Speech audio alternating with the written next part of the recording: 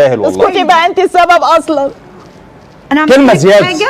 اقسم بديني هتبقى طالق بالثلاثة، وهنا مش هنعرف الاصول، هنعدي الاصول في كل المراحل. خلاص يا محمد اسكت. على بيت ابوكي. اسكت.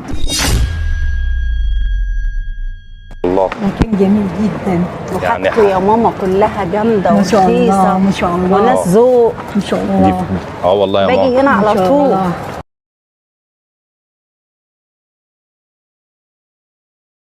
ايه رايك يا حاج؟ ده كان جميل كويس؟ طبعا. بجد؟ الله. انا عن نفسي هاجي اخد حاجتي من هنا كلها. ده في سيتي سكيب يا ماما، هنا في مول ما شاء عظمه، الله. وعاملين تخفيضات جميله. والله جميل. خش يا تخش. ما شاء الله ما شاء الله. تعالي بص بص بص هنا. بصي ده الله. ولا هنا؟ لا تعالي هنا. حاجات جميله، حاجات حلوه قوي. ايه رايك؟ الله حاجات جميله حلوه بصي قوي. دي عليها خصومات كمان. بصي يا الله ناهد، يا بصي دي محمد. الماما جميله عامله ازاي؟ جميله. شايفه؟ الله جميله جميله حلوه قوي قوي. يا محمد حلوه؟ قوي. كل سنه وانت طيب انت يا طيبه يا حبيبي. ست الكل. دي لمامتي. ايه دي لامي؟ ايه اللي انت بتقوليه ده؟ مش دي بتقولي ايه رايك لماما؟ ليا انا؟ لماما مامتي انا ولا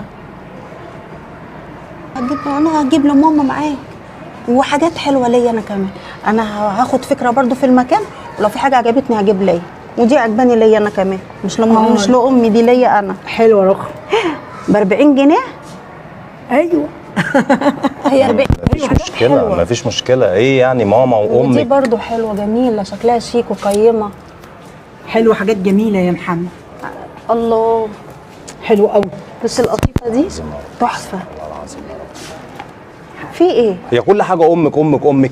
ما هي الحاجه رخيصه وعليها خصومات وعرض. طيب ما انا بدل هنجيب ما دي ناخد لامي واحدة النهارده ناخد اتنين وتلاتة. عشان ده عيد ام، عيب تحرجيني ماشي، قدام أنا امي برضه كده. هديه لامي، ايه المشكله؟ اجيب لماما يا محمد. حلوه قوي. حلو محمد ب 40 جنيه يا محمد، هي 40 جنيه حلوة. فلوس يا محمد. حلو جميله. طب بتبص لي كده ليه؟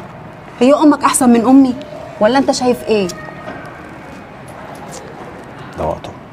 يعني ايه ده وقته؟ ما احنا موجودين في المكان والحاجه عليها خصومات. ده وقته. مش كده يا والله ناهد، العظيم يا رب. ما تجيش كده، ما بتتقالش كده. طب اجيب لها شنطه ب 20 جنيه. دلوقتي امي هتلبس ديت وهتاخد حاجتها لعيد الام، وامك هجيب لها اللي هي عايزاه، لو طلبت عينيها هديهم لها، بس ما بتتقالش كده. كنا جبنا بقى امك معانا بدل ما تحرجيني قدام امي. طبك مش حلو، مش كل شويه امك امك امك. ايه الكلام اللي انت بتقوليه ده؟ الحاجه رخيصه وانت مش عاجبك. عمال اقول لك الشوزه ب 40 جنيه. انت بخيل ليه؟ انت بتزعقي قدام امي؟ وما زعقش ليه؟ بتزعقي قدام امي؟ تتجنتي؟ هي امك مش احسن من امي. ما تزعليش يا حاج، ما تزعليش، حسابنا بعدين وليكي حساب عسير. يا شيخ روح بقى، انت كل شويه فالقني بامك امك امك، اجيب لامي اجيب لامي، وانا ايه؟ ايه اللي انت بتعمليه ده؟ وانا امي فين؟ انا فين؟ كل شويه انت وامك انت وامك، اخدمي امك. ايه اللي مزعلك يا ناهد؟ اللي مزعلني ان انت مش احسن من امي. بقول له الحاجه رخيصه، انا جاي هنا في المحل عليه كل خصومات وعروض. هيجيب لك.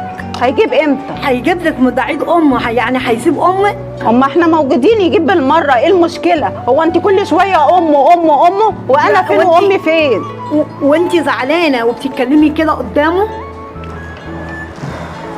اقسم بالله اقسم بالله لو احنا مش في مكان عام.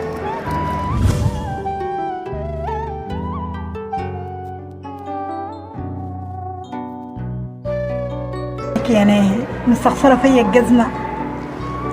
وانا قلت حاجه غلط؟ ما انت مزعلاه. انا ممكن اقول له ما تجيبش وانت ما تزعليش. ينفع كده؟ شفت وصلتها لايه؟